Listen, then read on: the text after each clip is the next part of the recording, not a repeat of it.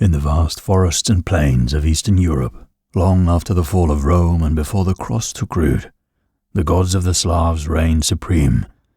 Their names were carved into wood, spoken in rituals, and passed from mouth to mouth. Thunder, fire, earth and fate, these were the forces they ruled. This is Pantheon mythology, and these are the gods of Slavic mythology. If you too rule the forces, check out Pantheon Apparel, our clothing brand inspired by myths, legends and folklore. We ship worldwide and are rated excellent on Trustpilot. Link in the description.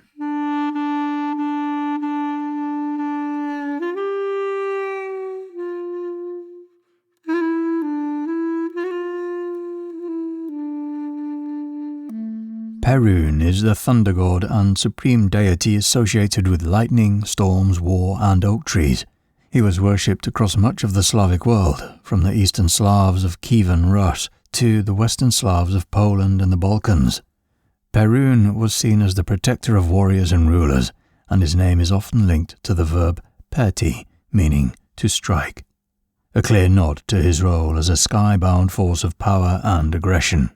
He was believed to hurl lightning bolts from the heavens, often in the form of stones or fiery arrows, and his sacred weapon was the axe or hammer, echoing motifs seen in Indo-European thunder gods like Thor or Indra. His symbols included the eagle, the oak tree and the wheel, all connected to the sky and divine force. Temples and sacred groves dedicated to Perun were usually built on high ground or near old oak trees, where the offering and sacrifices were made to earn his favour in battle or protection from storms. Perun stands in direct opposition to Veles, the god of the underworld and chaos.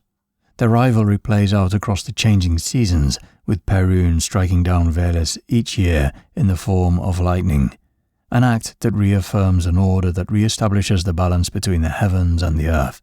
Even after Christianization, traces of Perun's worship persisted in folk tales and rural beliefs, with Saint Elijah often taking over his thunderous role in the Christian pantheon. Veles is a god of earth, water, the underworld, cattle and sorcery. He is one of the most complex figures in Slavic belief, associated with wealth, music trade and the mysteries hidden below the surface of the world. Where other gods represent force or purity, Veles is slippery, a shapeshifter, a trickster, and a guardian of the untamed. His domain was the lowlands, rivers, marshes, roots and caves. As the patron of herdsmen and poets alike, Veles was invoked for prosperity, inspiration and cunning. Merchants swore oaths in his name, and breaking them was said to invite disease or ruin.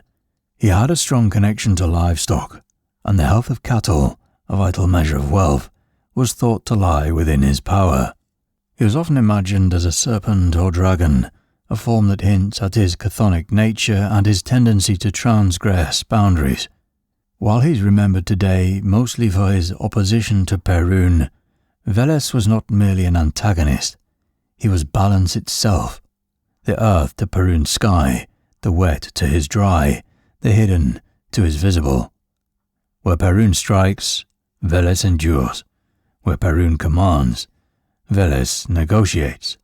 He is the god of everything that slips through the cracks.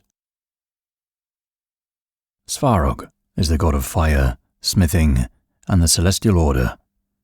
He is one of the most ancient and revered figures in Slavic belief, often seen as a craftsman who brought structure to the universe. His name is linked to words meaning heat and forge, and his role reflects the vital connection between fire and civilization in shaping of tools, weapons, and even the heavens themselves. Svarog is credited with forging the sun and setting it in motion, an act that placed him at the center of creation. In some beliefs, he is the father of Dažbog, the sun god, which further cements his place as the progenitor and organizer. He represents controlled, purposeful flame, the kind that builds rather than destroys. Unlike gods of war or chaos, Svarog's presence is silent and methodical. He is the blacksmith behind the order of things, and though few myths survive that center on him directly, his influence is felt in every structure, tool and law that holds the world together. Temples dedicated to him were rare, but fire itself, sacred in his honor. Dažbog is a solar god and bringer of fortune, closely tied to wealth, prosperity, and the daily cycle of the sun. As the blazing force that crosses the sky, he was believed to nourish the earth, mark the passage of time, and watch over the world with an ever-present gaze. More than just a sun deity, Dažbog was considered a giver, his name possibly meaning God who gives, or giving God. To some, Dažbog was viewed as the ancestor of the Slavic people, a cultural patriarch from whom tribes claimed to descend. This role elevated him from beyond nature god into symbol of sacred lineage and favour. His presence was associated with kingship, justice, and the orderly turning of the seasons. While few detailed myths survive, traces of his influence remain in folklore that praises the sun as a generous, life-sustaining force, one that must be honoured, feared, and never taken for granted. Mokosh is the goddess of fertility, women's work, and the earth. She presides over spinning, weaving, and shearing, all tasks central to daily life. Offerings were given to her for safe childbirth, plentiful harvests, and protection of the household, which made her one of the most actively honoured deities in the Slavic Pantheon. She was also connected to soil and moisture, reflecting her role in sustaining crops and ensuring abundance in the fields. This link to both domestic and agriculture placed Mokosh at the heart of survival, bridging the world of the home with the broader forces of nature. In her, labour and fertility converged, shaping her as a guardian and provider. Even after Christianization, Mokosh's presence was strong. Her attributes were absorbed into the worship of the Virgin Mary and local female saints, allowing her influence to persist beneath the surface of new traditions. Rural communities continued to honour her through seasonal customs and practices, showing just how deeply she was woven into the lives of the people. Stribog is the god of winds, sky, and air. He was believed to command the breezes, gales, and storms that swept across the land, shaping the weather and the fortunes of those who lived beneath it. Farmers, sailors, and travellers all depend on him, as a change in the wind could mean the difference between prosperity and disaster. His children were thought to be the winds themselves, each carrying their own qualities, gentle, destructive, or unpredictable. In this way, Stribog was both a provider and a threat, capable of bringing fertile rains or devastating storms. He was the unseen but ever-felt forces of the atmosphere, the invisible currents that dictated so much of human survival. Though less central than Perun or Veles, Stribog's influence was seen in everyday life. Songs and prayers were directed to him when the winds turned harsh, and his name lived on in folklore, tied to the changing seasons. Rod is regarded as a primordial figure, the birth giver and creator of life. His name is tied to concepts of family, kinship, and ancestry, and he was thought to be present at the very beginning of existence. Some placed him as the one who shaped the world and gave order to all that would follow, making him one of the oldest and most mysterious gods in the Pantheon. Rod's believed to work alongside the Zorya, female spirits that determined the course of a child's life at birth. Through this connection, Rod's role was not just as a distant creator, but as a force that continued to guide the threads of human lives. Rod wasn't tied to a specific weapon, animal, or natural force. Instead, he was an abstract, foundational presence, embodying origin and continuity. While later sources sometimes downplay his importance, Rod stands as a reminder of the deep ancestral roots that shaped Slavic spiritual life, a god whose influence stretched from the beginning of the cosmos into the most intimate moments of human existence. Svetovid is a multi-headed god of war, abundance, and prophecy. Each of his faces looked in a different direction, allowing him to see all that happened across the world. He was especially honoured among Pelagian Slavs, most famous for the temple at Cape Arcona on the island of Rügen. There, a great wooden idol of Svetovid stood with a horn filled with mead, which priests used for divination to foretell the prosperity of the coming year. He was also known for fertility and harvest. Rituals to Svetovid included sacrifices of white horses, whose movements were studied as omens before campaigns or major decisions. Warriors sought his blessing before battle, while farmers turned to him for abundance in their fields. This dual role made him a figure of strength and sustenance. Svetovid's name is often linked to the Slavic roots Svet, light or world, and Vid, sight, marking him as an all-seeing presence. To his worshippers, he was a god who oversaw conflict and growth, capable of guiding their destiny through vision and foresight. His cult remained powerful until the Christianization of the region, when his great temple was destroyed. Triglav is another multi-headed god. However, he is connected to the heavens, the earth, and the underworld. Each of his faces was believed to oversee one of these realms.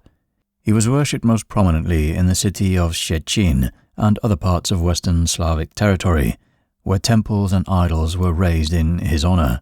His cult is described in medieval chronicles, which mention priests covering the idol's 3 heads with a golden band or veil, said to protect human eyes from the overwhelming power of his gaze. This gesture suggests a being whose vision was vast and dangerous to behold. Triglav's influence was significant among those who worshipped him. Horses played a significant role in his divination rituals, much like in the cult of Svetovid, reinforcing his connection to faith and prophecy. Radegast is the god of hospitality, fertility, and war. He was especially important to the Western Slavs, with his main center of worship at Rethra, a grand temple complex described in medieval chronicles. There, idols of him were said to stand adorned with precious metals, and rituals in his honor involved feasting, offerings, and ceremonies meant to ensure prosperity and strength in battle. As a patron of hospitality, Radegast represented the duty of caring for guests while also serving as a guardian of the community. His role extended into fertility, linking him to the health of crops and livestock, both vital for sustaining life in times of peace and conflict. Though few myths survive, his cult was strong enough to be noted by Christian chroniclers, who portrayed him as a central figure in Slavic religious life. His character reflects the values of his worshippers, generosity within the tribe, and steadfast defense against those beyond it. Hors is a lesser-known Slavic god linked to the sun, the passing of seasons, and survival through the harshness of winter. His name may derive from Iranian, hinting at a cultural exchange between the Slavs and neighbouring peoples, and some sources describe him as a radiant figure who travelled in the sky. In the primary chronicle, Hors is mentioned alongside Dažbog, suggesting a connection to solar cycles and the life-giving power of light. While Dažbog is often seen as the bright, giving sun of summer, Hors is more closely tied to the weaker sun of winter. This association cast him as a god of endurance and healing, helping people withstand illness and scarcity when days grew short. Simargl is a mysterious and debated figure in Slavic mythology, described as a winged creature or sometimes imagined as a dog or wolf bound by chains. Scholars have long debated his origins, with some suggesting he was connected to fire and agriculture, while others link him to Persian influences. In some tales, Simargl is tied to seeds, sprouts, and the growth of crops, making him a guardian of fertility and agriculture. His chained form symbolizes restraint and balance, as though his wild energy had to be contained to protect the world from destruction. This imagery makes him stand apart from the more straightforward thunder or sun gods. Although little direct evidence of his worship survives, Simargl's presence in early sources places him firmly within the Slavic Pantheon. His unusual traits, a chained winged beast rather than a human-like figure, hint at the diversity of the gods and influence of the neighbouring cultures on Slavic religion. Zorya is a goddess associated with the stars, often appearing as a pair or trio of sisters who guard the sky and protect the world from danger. The best-known tradition speaks of the morning star and evening star, while some sources add a third, the midnight star. Each opens and closes the gates of the heavens for the sun, marking the passage of time and maintaining the order of the cosmos. Their most important duty was to stand and watch over the great hound chained to the night sky. If this hound were to ever break free, it would devour the stars and bring about the end of the world. The Zorya's vigilance kept this threat contained, ensuring that the order of the universe was preserved. Beyond this, the Zorya were also seen as protectors of warriors, guiding them in battle and granting either victory or safe passage home. To ordinary people, they represented the daily pattern of sunrise and sunset, a reminder that the cycle of night and day continued only because the sisters never ceased their watch. Morana, also known as Marzana, Mara, or Morina, is the goddess of winter, death, and the end of harvest. She personifies the harshness of the cold season, when crops fail, days grow short, and survival becomes uncertain. As such, she was both feared and ritually driven away each year to mark the coming of spring. One of the most enduring traditions linked to her is the drowning or burning of her effigy and the end of winter. Villagers would craft a straw figure of Morana, dress it in women's clothing, and then destroy it, symbolizing the banishment of death and the welcoming of new life. This ritual, preserved well into Christian times, shows how deeply her image was tied to the turning of the seasons. While she ruled over decay and endings, Morana's role was also cyclical. A death each year allowed renewal to follow.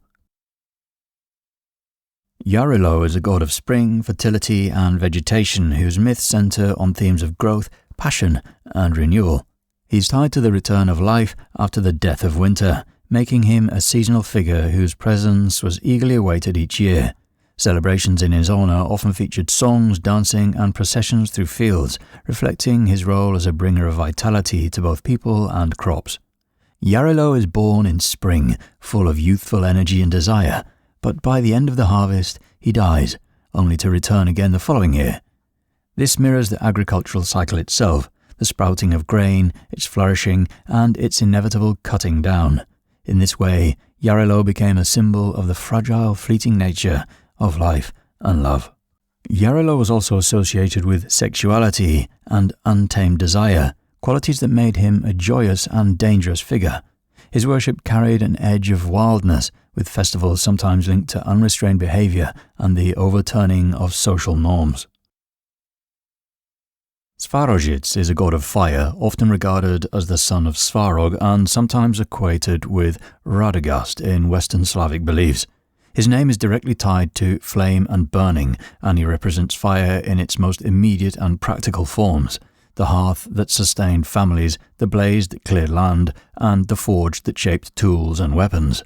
Temples dedicated to Svarozhits kept an eternal flame burning in his honor, tended carefully by priests who ensured it never went out. This fire was sacred but also symbolic of continuity, strength, and the well-being of the community. His presence was felt in every controlled flame, distinguishing him from the more cosmic associations of his father, Svarog. In some accounts, Svarozhits was also connected to war, reflecting fire's destructive potential as much as its life-sustaining qualities. Chernobog and Belobo are two names often associated with Slavic mythology, though their place in the Pantheon is uncertain. Chernobog, whose name means black god, appears briefly in a 12th century chronicle where he's described as a bringer of misfortune and ill fate. This has led to the idea of a dark, malevolent figure tied to chaos and ruin. Belobo, also called the White God, is usually presented as Chernobog's opposite, a force of light and good fortune. Yet, unlike Chernobog, Belobo never appears in early sources. Most scholars believe he was invented later, likely by folklorists or romantic writers who wanted to frame Slavic belief as a simple struggle between light and darkness. Today, both names are well known in popular culture, but they are seen as later creations rather than central figures of Slavic worship. Chernobog may have roots in old ritual language, while Belobo is almost certainly a later invention. Together, they're an example of how folklore, reinterpretation, and imagination continue to shape how these ancient gods are remembered.